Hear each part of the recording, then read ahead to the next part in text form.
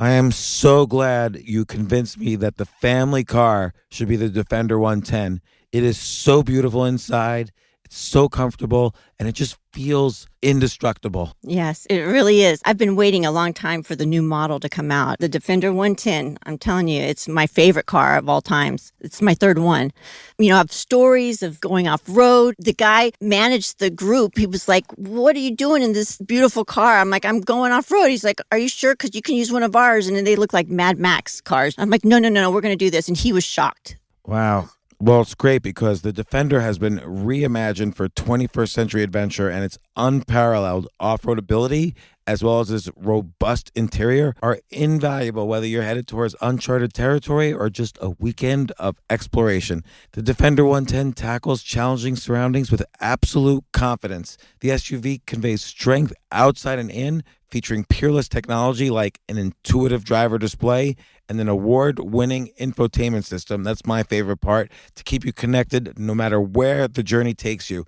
Adventure is unique to everyone, and so is the Defender. Choose from the two-door Defender 90, the four-door Defender 110, or the larger Defender 130 with the ability to seat up to 8 passengers. You'll find uncompromising performance in all three. So pack up and go even further with the Defender 110. Learn more at LandRoverUSA.com/Defender. Capella University is rethinking higher education. With its game-changing FlexPath learning format, you can earn your degree on your schedule and fit your education seamlessly into your life. Imagine your future differently at capella.edu. This isn't your average business podcast, and he's not your average host.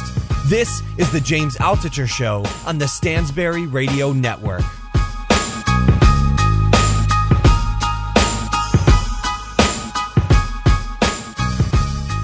So this is my first podcast with 3 people at the same time. We've got Tucker Max, Dr. Jeff Miller, and Niels Parker, they all have just come out with a book that they've written together, Mate, and guys, what's the subtitle? Become the Man Women Want. Mate, Become the Man Woman Want. And so let's get through. I've read the book. It's great. I highly recommend it to everyone. But let's get through the basics. It almost seems inconceivable that you guys wrote this book. For one, Tucker, you're the guy who wrote the book, Assholes Finish First. Jeff, I could see you having written this, having written The Mating Mind before this, and we've done a podcast before that. And then you could just describe, how did this all come together with you 3? So a couple of years ago, Tucker and I had been in touch by email and thought it would be fun to get together when I was at a social psychology conference in That Austin. sounds like a lot. That sounds like what Tucker would say is a lot of fun. Is that really true? I mean, it was. I'm one of those weirdos who will go to sort of obscure conferences in fields that I care about. And Jeff happened to be speaking, so it was like, oh, I love this book. I love his book. I've been reading his stuff, both books. I've been reading his stuff for years. Yeah, so we got together over a steak dinner and just talked about kind of the state of human sexuality research and evolutionary psychology, and I expressed some frustration that evolutionary psychology in my field is not really getting out there and trickling down to the young people who could really benefit from it. And Tucker thought there must be some great books out there that really address the needs of young men or even young women about sort of how to think about dating and mating in a more science-based, actionable, informed way. And we looked around and we couldn't really find anything that was really solid out there. So we ended up deciding to write it ourselves. But like Jeff, let me ask you, your book, The Mating Mind, does it a little bit. Like you start to address the issue, but very from a purely academic point of view. Did you sort of feel like, okay, let's take The Mating Mind, let's take Tucker's actual, let's call it experience in the field, and merge those two together and see what happens? There was a little bit of that, certainly. I mean, The Mating Mind had certainly been read quite a bit in the by some young men, particularly in the pickup artist community, but I was kind of appalled at how they misunderstood and misapplied it. So some of it was wanting to kind of correct some of the misunderstandings that had come out of The Mating Mind. But also, I wrote The Mating Mind a long time ago, 98, 99, and the science has moved on. There's a lot more to say about the traits that are attractive to women and how to build them. So I also wanted to update that knowledge and make it as widely available as possible. And I thought Tucker would be a great colleague to kind of help me do that, because he's got this style and tone and voice that's very compelling to young male readers. And Tucker, this is like a big deal for you. Like you had written these books that kind of define this so-called fratire genre, which is very different from this book, which is a very serious book. Although your style is definitely like all through it. Like, how did you decide? Okay, this is going to be the next type of book I work on? Honestly, James, it was one of those things where it was like, I've had guys asking me for years, for a decade really, to help them with women, right? And I think a lot of guys took the wrong lessons from my books. Like, I wrote my books started as emails to my friends and about like the funny, ridiculous, embarrassing things I would do. And I assumed when I wrote the stories that everyone got sort of the subtext. And of course my friends did. And then I started publishing my books, and like at first I feel like the small group of people who was reading it kind of got it. But then what happened was I got kind of popular, and then like a younger generation of guys came along who like, they didn't really understand the subtext, I think, because they were 17, 18, 19, or 16 even. And they just saw me as like, oh, Tucker Max, he's a famous author, he's cool. And then they would read the book and they would think that they should imitate me. So I would have guys come up to me at book signings and be like, yo, man, I love your books, they're hilarious, but I don't understand, they don't work for me. And I'm like, what do you mean? And he's like, well, I get really drunk and I go out to bars and I scream curses at girls and none of them like me. And I would be like, what are you doing, dude? That's not how to get girls to like you. That sort of reminds me of like all the people who copy, let's say, Hunter S. Thompson. So Hunter S. Thompson was like legitimately this great writer, but everybody thinks if they just throw themselves in a situation and they take a lot of drugs, they could be like Hunter S. Thompson.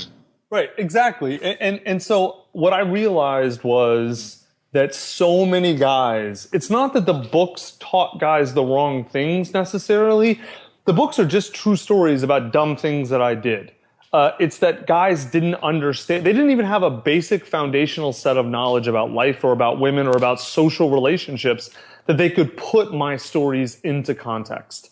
And yet I feel, and sorry that I keep interrupting, I'm an incessant interrupter, but in your books, I sort of feel there's an honesty to them where, yes, you're doing a lot of dumb things, but you clearly say there's almost like there's one section you say you're in Las Vegas. There's two types of guys. There's the guys who just want to go out and have a fun time, and there's the guys who are going to go off and have prostitutes and whatever. And I think that is a distinction that a lot of people miss in reading your books. Yeah, listen, a lot of people most of the people who criticize my books, they haven't read them, and it's just their way of status signaling. They just have an ideology that they're trying to argue about and reinforce, and I'm just a boogeyman for them. I don't pay attention to them. I'm actually talking. Jeff and Niels and I wrote this book not for them. No one cares about them. We wrote this book for young guys because I feel like our culture and our society has, for the most part, failed young men. It has not taught them the skills they need to understand. It's not taught them what they need to understand, the skills they need in order to be effective with women. And I'm talking about any sort of effectiveness, not just one night stands, not just marriage, everything in between. Like we don't teach young guys how to properly relate to women and how to be attractive to women so that they can have the relationships they want. And that's catastrophic and it's terrible. And you're seeing all the negative impacts all over the place. And it seems like no one's doing anything about it. And so Jeff and I realized we were in a position to do something about this, to write the book that we wished had existed when we were 16 or 18. Because we eventually figured this out, but it was a lot of pain and sacrifice and sorrow and embarrassing mistakes. And so if we could make it easier for other guys to learn this stuff and to have great relationships with women, then we know we can make the world a better place by writing that book. No, I agree. I think this is the book I wish I had at 16, and somehow I've defied a lot of the suggestions in this book to come out on the other side. But fortunately, I have some of the things going for me. But I was also curious, Neil, given the process of Jeff writing and Tucker writing and integrating both of their voices, because there really is one singular voice throughout the whole book. Before we get into the details of the book, I'm just curious about the writing process. Like, how did you put this together? So essentially what happened was Jeff would take a hack at the first drafts of the more science-heavy chapters, and then Tucker would go behind that and sort of add his voice and his flair, and then the process would be reversed on the chapters that were a little more practical, like meeting women, talking to women, having sex, confidence, those chapters. And then what I would do is I would follow behind them, and I would sort of de-Jeff and de-Tucker them a little bit. Take out the little idiosyncrasies that define their voices individually, and maybe some of the bad habits that each of them had in terms of first draft writing. And then I'd smooth them out and unify the language with an eye toward connecting with young guys in a way that was best for conveying information. Of course, this is a serious book, but also it's a book that's meant to connect with young guys. It's not a book that's meant to look fancy in your apartment on the Upper East Side during your cocktail party. This is a book that guys are supposed to read and internalize the lessons and then use in their lives. When I first started getting into the book, it looked like more. I mean, yes, it was a great book for, let's say, 18-year-olds or 20-year-olds or even 40-year-olds to meet women, but it also looked like good in the context of a general personal improvement book. Like, here are some chapter titles: Get in Shape, Get Happy, Smarten Up, Get Your Life Together, Tender Defender, which is a little bit about, being both assertive and kind. These are good general self-help principles anyway. And you even give, you give diet tips, you give workout tips, you give tips about sleeping. So you see these in many personal improvement books. Yeah. So Jeff, not Jeff, but James, I'll give you like the sort of secret about this book is that quite in a very literal sense, this is a self-improvement book that's marketed as sort of a sex and dating book.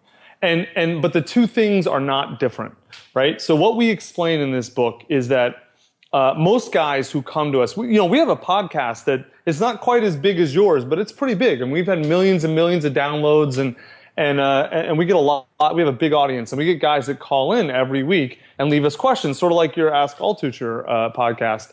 And what we realized really, really quickly is that I would say realistically about 75, somewhere between 50 and 75% of the problems that guys have with women are not actually problems with women.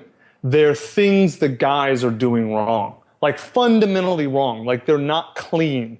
Like they have awful clothes on. Like they're saying really stupid things to women. They're relating to them in a way that's immediately unattractive. And so like if you want to be successful with women, you've got to start by being attractive. And so much of being attractive essentially boils down to self-improvement. Well, it's funny because I sort of feel like when I'm reading this book and then you read a book, let's say in the pickup scene, it seems like guys look for shortcuts all the time in every aspect of life, like whether it's get rich quick or pick up quick or lose 50 pounds quick or whatever. So it seems like the artist scene is about, okay, what lines can I use to be this Svengali-like hypnotist over women as opposed to losing an extra 50 pounds so I look in shape.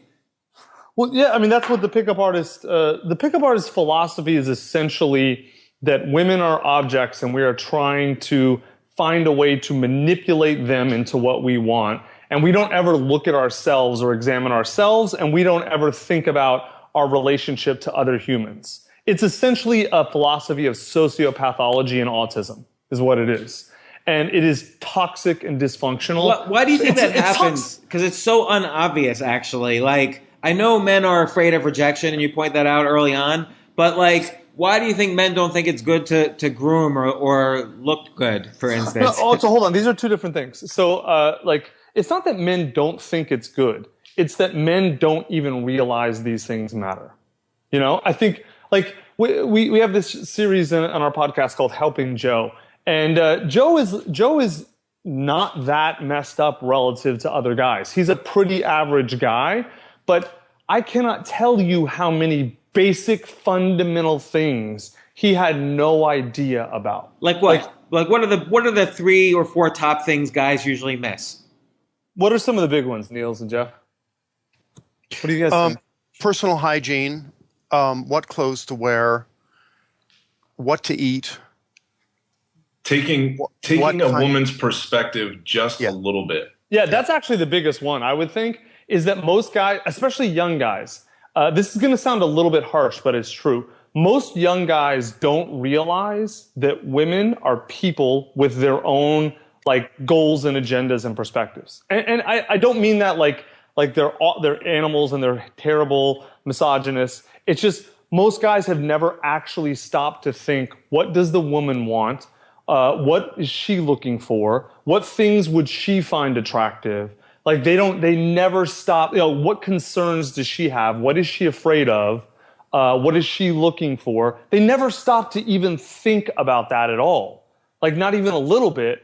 And I can't tell you how many guys will send us email and be like, dude, like your podcast about the woman's perspective changed my life. That night I went out and instead of just talking about myself and this and that, I actually listened to women and I was like, oh, wow. And I had real conversations and oh my God, I've hooked up with 4 girls the last 2 weeks and they're awesome and blah, blah, blah. I mean, basic things like that. Like guys don't even think about women as separate entities with different minds and different sort of needs that they have to account for. You can look to the pickup artist community and even sort of modern feminism with respect to how sex is articulated if you're looking for a reason why there's this disconnect with young guys. Like sex is something to extract from a woman. It's something you do to a woman. It's not this idea of 2 people coming together to do something that they both want to do. And when that happens over time, you end up with a mindset like Joe had, or these guys who flee toward pickup artist tactics. Well, that's another huge one, James. So a big one is the woman's perspective. The other big one is that relationships are not a battle. Like they're about getting what you want. They're about both. Instead of a contest, it's like a coalition, right? So like most guys, in fact, that's the narrative in our culture is that dating and sex is a battle of the sexes. It's men versus women. That's totally fucking wrong. Any relationship should be mutually beneficial. And so like the default thinking is zero sum. How do I win this relationship? How do I get what I want from her? How do I trick her? Whereas what we tell guys is you want to create win-win relationships. So if you just want to sleep with a girl and nothing else, that's fine. There are a lot of girls who just want you to fuck them and nothing else. Go find that girl. And then you both win. Or if you want to have a girlfriend and a meaningful relationship, that's fine too. Lots of women want that. Go find that girl and have that relationship. You see? Yeah. And, you know, it made me think, when I was reading the book, it almost reminded me of books I've read on marketing. Because, you know, marketing also is about win-win for the seller and the customer. But you kind of but each side sort of has to identify, or at least the seller has to identify, what is the urgent problem of the buyer. And it sort of made me think the urgent problem of the buyer in your book for these young men, the urgent buyer are, whether they realize it or not, and Jeff, maybe you can correct me on this, whether they realize it or not, the urgent problem for a young woman is that she needs to find somebody who is healthy enough to have good babies and then committed enough to be a long-term carer and defender of those babies, whether or not she even wants babies. Yeah, explain that, Jeff. Like a lot of people listen to that and they don't get it if they don't know Ev Psych. So explain that, I think, so the audience can get that. So the key idea there is that women's preferences for men and for male traits have been shaped by literally millions of years of selection, so that women instinctively pay attention to any of the cues or traits or behaviors that say this guy's got good genes. If I bred with him, we'd literally have better babies. So women are instinctively tuned into those kind of cues of genetic quality. And then, is he going to make a good partner? Can we cooperate? Can we communicate, resolve conflicts, coordinate our actions so that there's, an effective division of labor, stuff like that. And then thirdly, is this guy potentially going to make a good dad raising kids together with me? And those instinctive preferences operate all the time, even when women are out on Tinder just looking for one night stand or a hookup. It still matters. It still informs how women see men through these lenses: good genes, good partner, good dad. But Jeff, let me ask you about that, because and this is actually related, I think, to an email conversation you and I once had, in that humans, as opposed to many other species, we've also evolved our brains to adapt very quickly to new environments. And so how quickly will men and women adapt to the fact that we are now in an environment where women don't necessarily have to care so much on a first date about, long-term parenting skills? I think there's at the level of sexual preferences, there's remarkably little adaptation to cultural change. For example, we've had the pill, effective contraception, for 50 years. It changed female behavior a little bit. It nudged it a little bit in the direction of short-term mating, being safer. But heterosexual women do not act like modern gay men in terms of their promiscuity levels. And that's what you would have expected if women had fully adopted and internalized, the freedom that contraception gives them. They would be out acting way more promiscuous, and they simply aren't. They're still running the same brain systems, the same mate preferences that are basically pretty cautious and risk averse, and that want guys typically who at least have the potential to be good boyfriends. So I don't see nearly as much cultural flexibility as some people see. That was a good. I never thought of it, the difference between, let's say, gay sexual behavior and male-female sexual behavior. But you're right. There's definitely a difference. Yeah, and then if you look at the way lesbian women act in their relationships, that's sort of what women tend to negotiate in terms of win-win, which is typically long courtship, a lot of intimacy, a lot of talk, and sometimes not that much sex. So gay and lesbian behavior can be a really interesting kind of compare and contrast to heterosexual behavior, and can help illuminate modern mating dynamics pretty clearly. So again, where it seemed again a little bit like almost like I was reading a marketing book, it reminded me of my podcast with Kevin Harrington, who's like the inventor of the infomercial, where he was talking about how if you're trying to sell me something, I need to see a lot of social proof, science proof, and so on. And you guys talk a lot about social proof in this, like show show women that you have friends, even better, show them that you have female friends, and so on. So maybe and then there's not only social proof. You want to signal also like aesthetic proof. There's all these kind of things you need to signal, not overtly, but kind of on the side. Yeah, I mean that's the whole thing in the book, is that we try and explain to guys what women want, how to be attractive to women, and we explain it in a way that makes sense. Like a lot of women know. If you can ask women what they want, and sometimes like they know what an individual woman knows what she finds attractive in a man, of course. But if you ask a woman, well, how do I get women to like me in general? A lot of times the answers you get don't make sense. So what we try, at least to guys, they don't connect with young guys, especially. So we try to create a book where a young guy can read this and say, oh, I see. Women want this and this and this, and here's exactly why they want it. And even if I don't necessarily like it, I at least understand there's a logic behind this. and that like this is a result of evolution, and this is a result of, you know, evolved preferences, and this is a result of whatever. And so I'm going to adapt to that, and I'm going to, you know, either or choose not to, but at least they understand the playing field. They understand what the game is and what the stakes are, as opposed to like just trying to put it together from movies and shit, you know? And so Tucker, for you, it almost seems like you personally in your 20s did not quite follow the advice in the book, in the sense that, you know, you basically, at least in the books, you met girls mostly in bars. But, you know, in the book, you give an example, maybe you should volunteer at a trash site, and that gives you time to get to know women. No, not a trash site, at like a dog. Oh, I know, doing community service. Yeah. Right. No, you don't go to a dumpster. Just you specifically had a trash site in there, and I'm just curious if any of you. No, it was not a trash site. I think the example was picking up trash in a park as part of a community service group, not hanging out at dumpsters and county dumps looking. Go to your nearest Superfund site. Right. Exactly.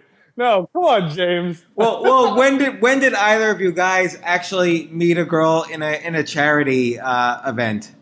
Are you kidding? I slept with so many girls from this one no-kill shelter that I used to volunteer at, that like the person running it was like, dude, you gotta like relax. Like it wasn't like a bad thing, but they're just like, this is getting ridiculous. Like you have to actually work with dogs. You can't just sleep with all the girls. That's funny. You know, the phrase that I enjoyed the most in the book, you said that what women really want to hear, and I forget now what they don't want to hear, but you said the phrase that they really want to hear is, "Don't worry, I've got it."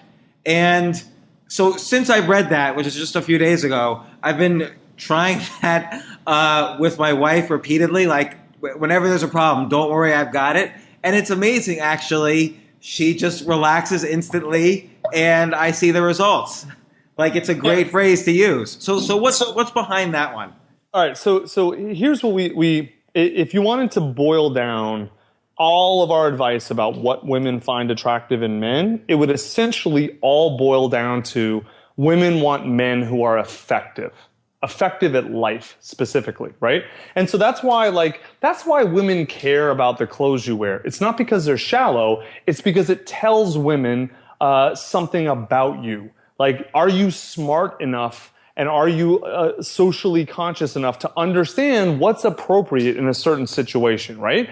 And that's why women care about small talk, because it's a signal about your intelligence, your social ability. Can you make small talk with me or a stranger, right? And so, but all of this is a signal of effectiveness, because Dr. Miller can probably explain this better than I can, but the basic idea is women are looking for men with good genes. And you can't fake, or it's very hard to fake effectiveness, right? And effectiveness is a good signal for healthy genes, right? Is that correct, Dr. Miller? Is that a good summary? Yeah, I mean, life effectiveness is basically evolutionary biological fitness, right? And that's what women want is heritable fitness. But Dr. Miller, let me ask you about this in the context of the mating mind also. So aesthetic proof is not just showing effectiveness, it also shows you've moved beyond worrying about survival. So it's not just survival of the fittest, it moves you into the category of, I guess, what you called sexual selection, which is that you're so far beyond surviving, you can now think about aesthetics. Yeah, I mean, biological effectiveness is not restricted to just barely squeaking by and barely getting enough food to eat and barely escaping predators. It's also about flourishing in a social group, in a social species, making friends, being socially effective, being effective as a lover and a parent and a relative and all of that.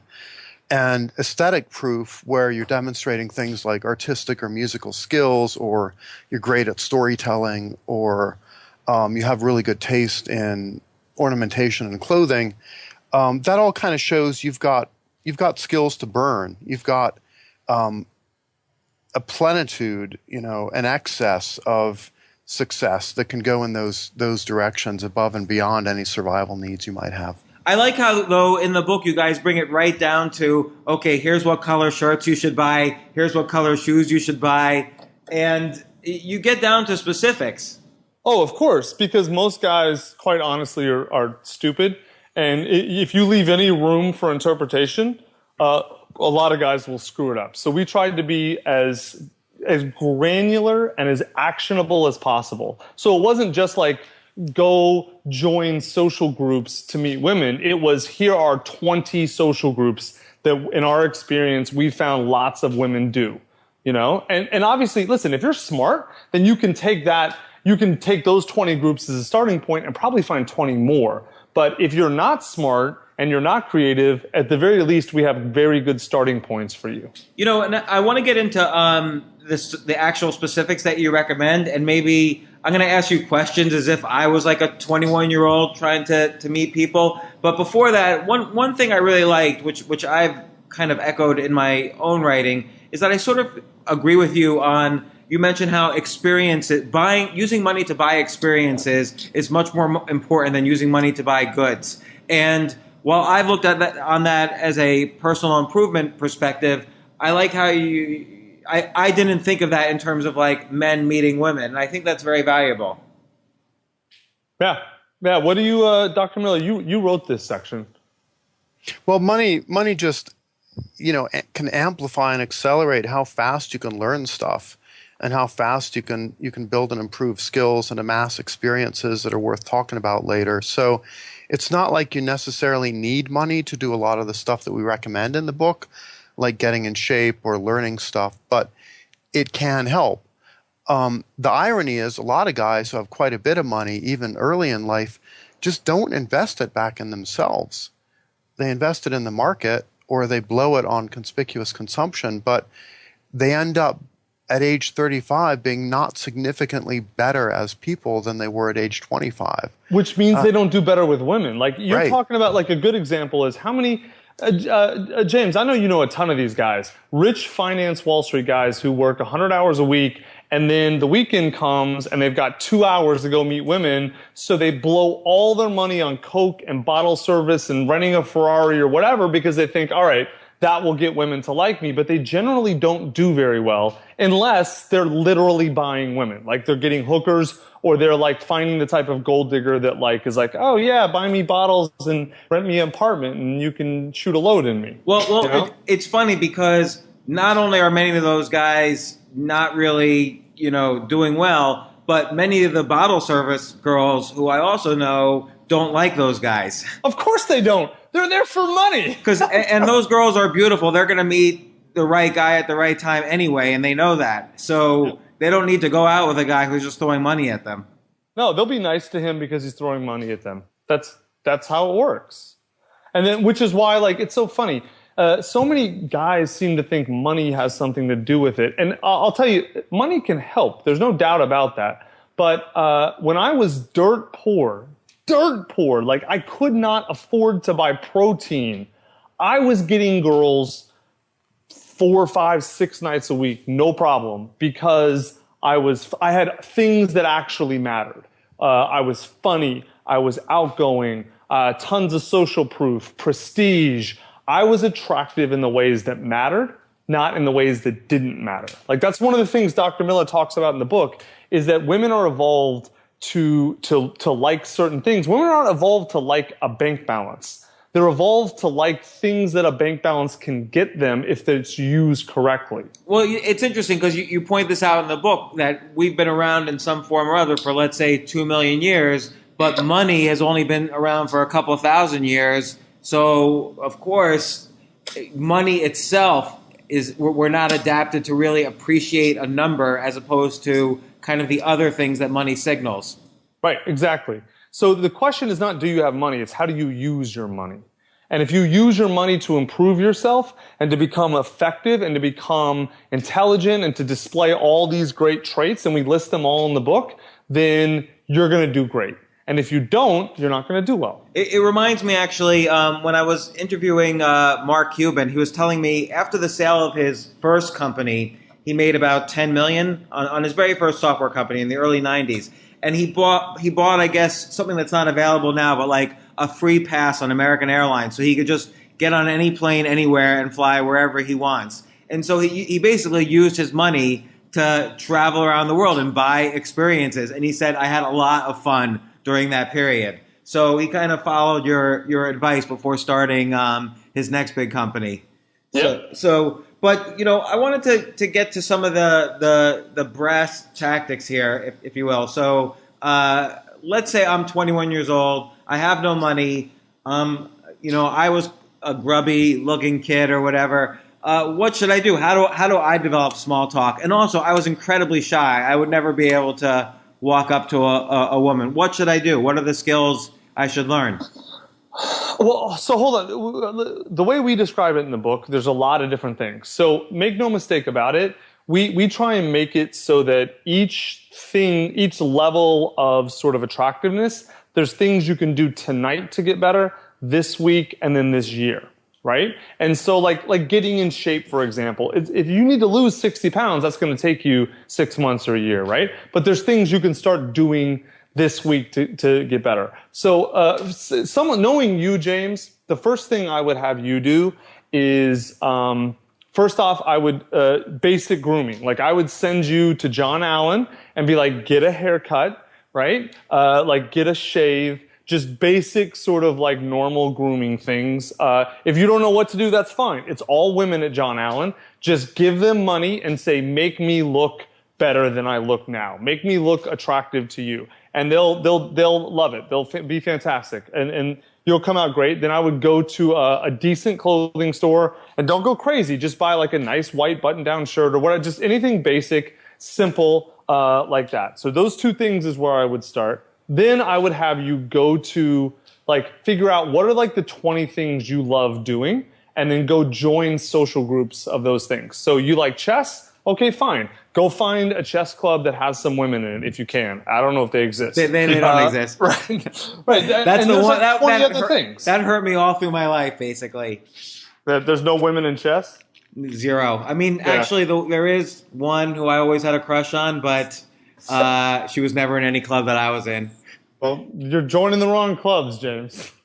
No, but there's 20 other things that you like. Like, I mean, if you recommend dancing classes, which is a great idea. Dancing is fantastic for a lot of guys. For you, actually, you know what I might, especially I would teach things. You know so much stuff. You do this already. You're a great teacher, and you're a great learner, and then you're a great teacher of that learning. So you should put yourself in a position where you are teaching things to groups of people, not just women, men and women. Why do you want to do that? For two reasons. One, it puts you in a power position, which is always more attractive. And two, it makes you prestigious. Like so many young guys think that they need to be an alpha male to get women, that they need to be high status. And the idea of an alpha male, first off, is ridiculous for humans. Like that's just doesn't make sense when we explain in the book. But there's a lot of empirical data about this. Prestigious guys always do better than the iconic sort of stereotypical alpha male. Because the stereotypical alpha male boils down to an insecure bully, which can work in short-term situations in certain social situations. That can absolutely work. But in a long-term setting, in a social group, narcissists and bullies and alphas always get ostracized, and men who contribute to the group and lead in a prestigious way are the ones that the women always want.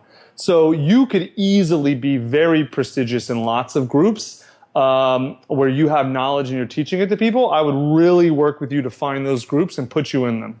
And what about the ability to develop small talk? Like let's say I'm at a party and I want to meet women and there's plenty of women around.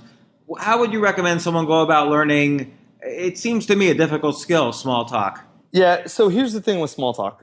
Guys look at it, a man's deepest fear, we explain this in the book, a woman's deepest fear is that a man is going to assault or rape or kill her.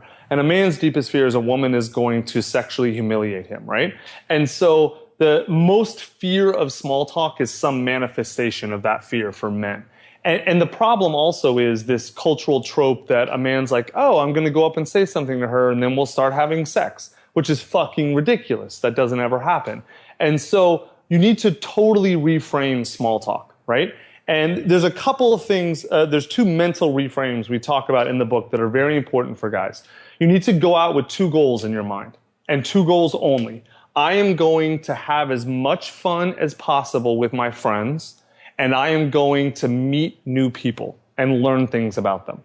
And that's it. That's your only goal. And if you do that, then every place you go, whether it's a bar or a social club where you know people or a party, you're going to be the guy with friends having fun, meeting people and asking them questions, which is automatically going to make you prestigious and popular. And that relates back to your earlier books, really, because that's what I get from your earlier books is what you did.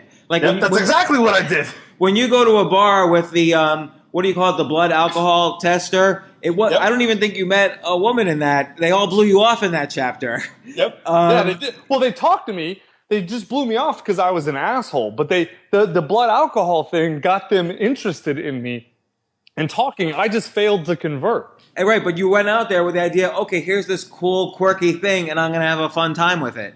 Right, exactly. So here's the other thing with small talk. First, so those are the two mental frames that you need to sort of put on yourself. And then the small talk, there's two. We have a whole section, a long section about small talk, but the two quick takeaways for your readers or your listeners.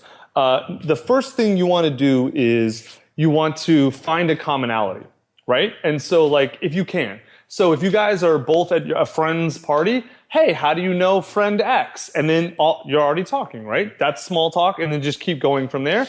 If you can't find, and always there's some basic commonalities, weather, city you live in, politics, you can, or current events, things you can always bring up if you want. Then the other thing to do is ask questions. Everyone wants to talk about themselves. Everyone wants to talk to someone who's interested in listening. If you ask questions, if you think of it almost like a detective game, like this is what I do with people, because quite honestly, I think most people are really fucking boring and tedious and useless, but I have no problem at all connecting with people I meet and getting them to like me because I play what's called the detective game.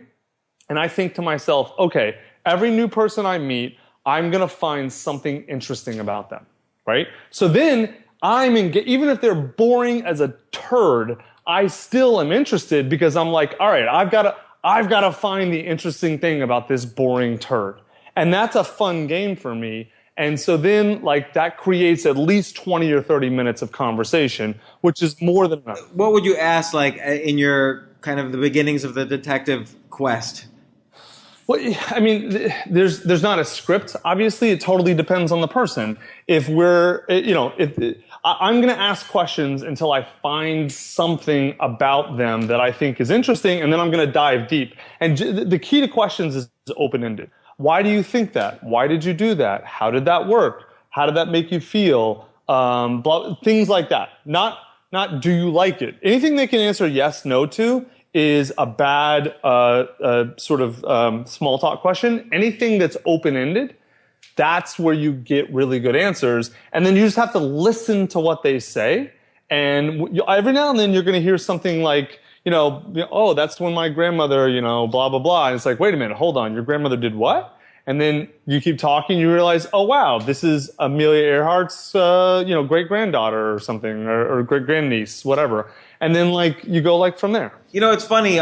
Sergey Brin was once talking about how he hires people, and he said that within the first 60 seconds, he knows whether a person is not going to be a hire, but he doesn't want to waste the time. So he says, I'm going to try to learn at least one new thing about this person. So a similar technique is Sergey Brin's hiring technique. Yep, that's exactly right. A lot of people meet people on online dating. Like that's how I met my wife, for instance. How do you basically describe how people do their online photos and their online profiles and messaging, and you basically say people do it all wrong, and you give some suggestions. But what should people do for their profiles? How do they stand out in the profiles? I think a key thing is for the readers of the Mate book to go through all the specific traits and proofs that we talk about and make sure that those are there in the profile. Like how would I demonstrate kindness? Like, okay, maybe I worked in the Peace Corps, I worked in some charity, for instance.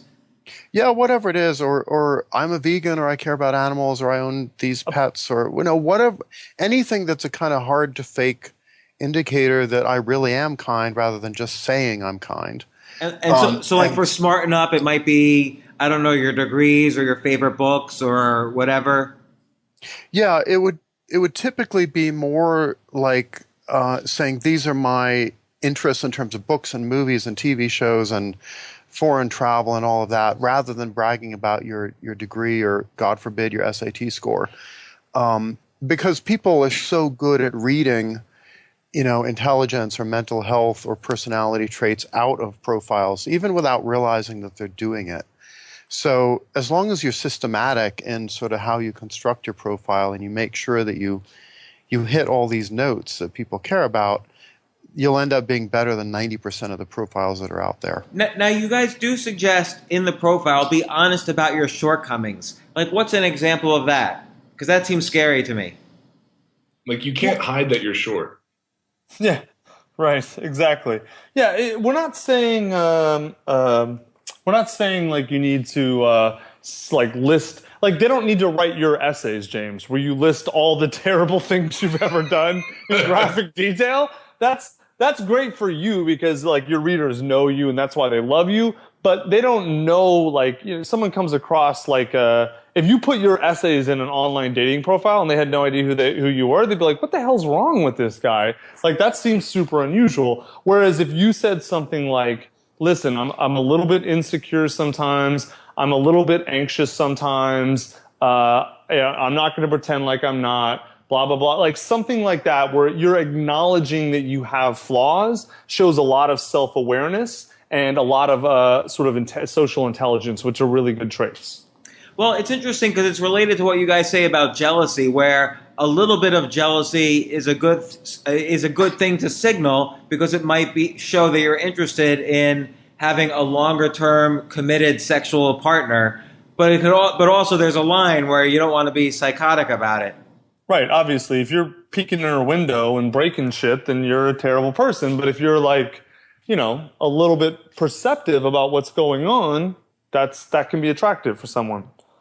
Yeah, I mean, one of the common denominators here is women just want to know, do your emotions work adaptively and right, and are they properly calibrated to life situations that you encounter? And even something like small talk is a great way to demonstrate that, yeah, you've got an emotional brain that operates reliably, consistently, adaptively. Yeah, so many guys ask about small talk, like why it matters. It is small talk, 30 seconds to 2 minutes of conversation, and most people can accurately predict 80 to 90% of your entire panoply of traits. Like, it is a piece of information, and it is highly predictive and highly accurate. And if you don't take it seriously, it means either you're stupid or you are crippling yourself in dating. And it seems like from what you're saying before, the key is being curious and trying to learn from her as opposed to bragging about yourself. Yeah, that's the best way for most guys to go about it. Yes, absolutely. If you don't know what to do, start there. So a lot of these things, like you said before, can't be developed overnight. Like, really, to follow your book, this is a practice as opposed to this weekend I'm going to pick up 4 girls. Although, who knows, maybe some of these techniques would work that way. But it does seem like they would. Some of them would. If that's your goal, that's absolutely valid, and they would absolutely work. Right, some of these things, like, let's say I'm not a particularly kind person, but would like to be. Like, some of these things require, like, work or therapy. Well, yeah, of course, dude. One book doesn't solve every problem on earth, man. The point of this book is to lay the field out clearly and concisely for guys and explain all the foundational fundamentals of the field. You can almost think of it like your physics textbook, like your intro to physics textbook. Like, that book is not going to take you all the way through Large Hadron Collider quantum physics, but it will lay the entire foundation so you can get to that point if you want it. This book is foundational for most people. I have a question about one thing, and this gets into maybe too much into the details, but at one point you say the opposites don't attract, which I mostly agree with. But on another point, you say essentially groups, mating between different groups reduces the chance of, adverse mutations or however you describe it. So that's, possible or a good way to approach things. So can you explain it seems like there's a little bit of a contradiction there, or maybe I'm missing something. So yeah, at the level of traits like intelligence or kindness or openness, people tend to do what's called assortative mating, where like mates with like. So you want somebody who scores about the same as you on those traits. But then at the level of, should I mate with my sibling? Should I mate with my cousin? Or should I go a little further afield genetically into another group or maybe a slightly different ethnic group? That's where you get the benefits of outbreeding and diversity.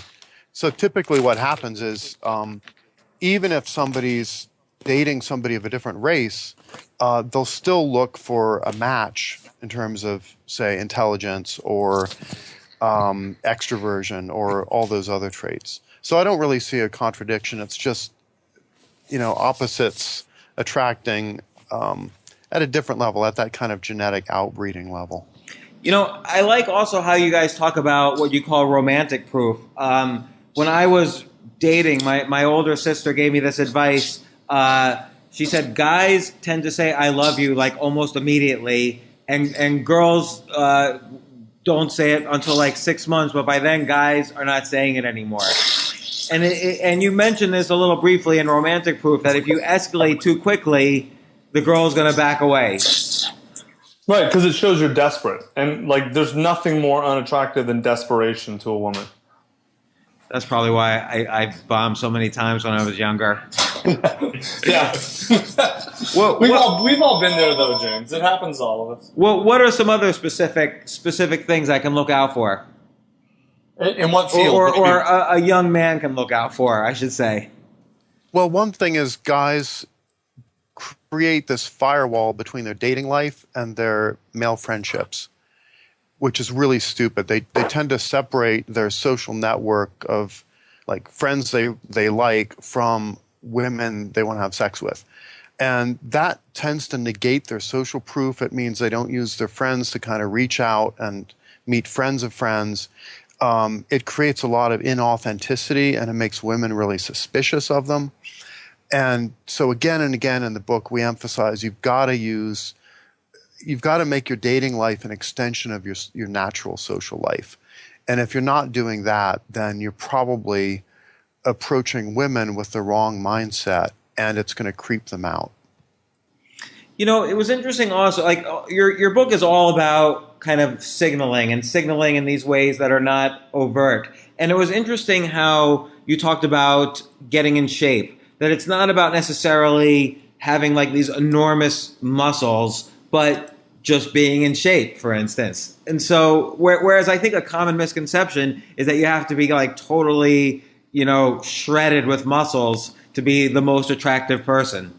No, that's not. In fact, large muscular guys who are in incredible shape, unless you're an athlete or something like that, are usually not very attractive to women because it's a very strong signal of narcissism. So like we talk about this very specifically in the book. The men that are most attractive to women tend to have like swimmer type bodies or CrossFit type bodies, just generally fit bodies, not bodybuilders, not like excessively ripped guys, no extreme really works well. Yeah, the key point there is that your body is really a set of signals about your mind. And women are reading your physical condition as signaling how much willpower does this guy have, how much narcissism, how does he allocate his time between building himself up physically versus doing other activities versus socializing. And women automatically see the world in these very psychological terms. So your body is never just your body. It's always a clue to your underlying personality. Yeah, and it's really interesting. Again, like you said earlier, I view this very much as a general personal improvement book, in that all the things you recommend are useful in a variety of situations. But of course, if aimed directly at this one specific category, it seems like it's gonna work very well. And I like how you end it with create your mating plan. So for instance, for me, I know everything I'm weak at, or I try to know. So if I were to be out there in the dating world, I would do things to let's say improve on that? Like you said, Tucker, I would go to get groomed better, things like that. Right. I mean, because that's such an easy thing to do. And the upside is so huge. It's sort of like the basic idea is, you said something earlier, like I want to actually come back to. We don't tell guys this is, so much tons of work. You can't hack this process. Of course you can. Like the book is designed so that you'll do the minimum amount of work possible to get the maximum effort, right? So for example, dude, if you have crazy hair and you're dirty and you're unshaven, you're basically totally disregarded as a sexual being the moment a woman sees you. So by being well groomed, she may not think you're really hot, but she hasn't excluded you. So you're at least still in the game, that's a difference between 0 and 1. And it takes almost no effort on your part. It's very, very easy to do that. As an example. Yeah, we get a lot of emails from guys who say, I've listened to Mating Grounds podcast just for a few weeks and I got these great insights and it's already made a huge difference in just a very short span of time. Sometimes it's not even taking the actions we recommend. Sometimes it's the mindset and the insights and just the way of thinking about women that makes all the difference immediately. Yeah, no, I agree. It was interesting, and of course I talked about all these things as I was reading it with my wife, and she was like, "Yep, they're dead on." So at least we have one example where. You know what's funny, James, is that almost every woman who's read this book has been like, the women are more excited about it than some of the guys. I think it's because finally a book has clearly articulated what women have had problems articulating to guys. And I think for the most part, at least one woman even said this to me. She's like, God, I hope guys read this book because they're going to get so much better because they're so lame. Right. So many guys are so lame right now and they don't need to be. They don't have to be like that. You know, it's funny because you and I were on the phone the other day and we were joking around and I said, "Oh, I read your book. I'm going to get totally ripped now and blah, blah, blah." And you joked around and said, "Well, you know why? You already have the prize." But right. Your wife's amazing. You already won, James. But the reality is it's a nonstop. I can't just get fat now. It's a nonstop thing. You have to, it's always right. in the game. You're right, but it's different though. This book is, we joke around that the sequel to this book will be called Relate, because how to have a productive and happy and a positive relationship is not the exact same thing as how to make yourself attractive enough to get into that relationship. There is a lot of overlap, of course, but they're not the exact same thing. And so, I don't want to make it seem like this book is what to do in a relationship. Although there is plenty you will learn. That's a different book. It's interesting. And then we haven't decided. I might be writing the book on parenting. I don't know if I'm going to let you write that one first. Well, so far my son is in the 80th percentile in height, and he rubs his poop on everything. And he's still not talking, even though he's a year old. So I don't think I'm winning any Parent of the Year awards. Well, we'll see. You've got a long journey ahead. Well, you guys, thanks so much for coming on my podcast. I don't know if this is the first interview you've done for the book, Mate. But what date does the book come out? September 15th. So September 15th is the day I'll release this. And I really think. Not only do I think it's an excellent book, but Claudia, my wife, who is beautiful, thinks this is an excellent book. So I highly recommend people get it. I really do wish I had this when I was 21. It would have saved me. I can't even begin to tell you how much time it would have saved me. Oh, one more thing I want to mention. Great advice on going through your exes and listing what you liked and what you didn't like in order to determine kind of a map of what you want. That's great advice that I never did. Yep. So I don't know if you came up with that on purpose somehow, or how you came up with that, but I think that was Jeff. That was you, right? That was a yeah. I think we have a whole chapter on how to choose women. Once you get attractive enough to interest women, you tend to have a plethora of possibilities, and how do you choose among them? And I think it's important for young guys to think ahead about, yeah, what do I really want? What makes me happy? And a lot of them don't do that systematically, and they don't go back through their sexual history, and really think about it. Like, oh, Susie was like that, and Catherine was like that, and whatever. And so we will also want to empower young guys to really own their own preferences. And do you think that's hard? Do you think that's hard for people though, because maybe they want to find the same person and kind of climb that mountain, so to speak, that they couldn't climb before? Even just being aware of these traits and proofs that matter for guys attracting women, you can also reverse the logic and be aware of the whole range of traits and proofs that women have that you need to be choosy about. And I think by being systematic about that, it can really help guys avoid some of the red flags and pitfalls and women who are disasters who will make their lives miserable that they would otherwise end up with.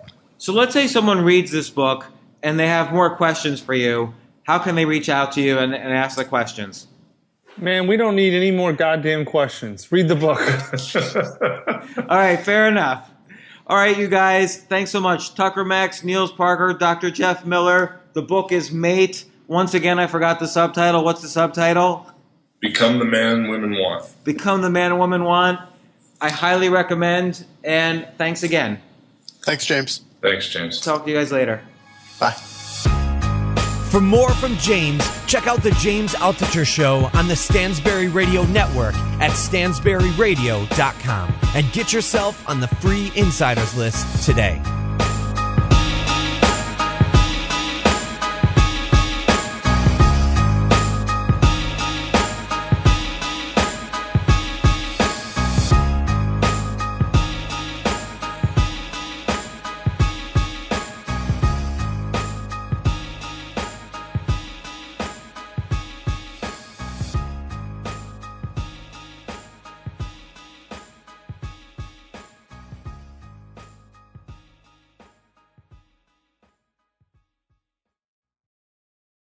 AI might be the most important new computer technology ever.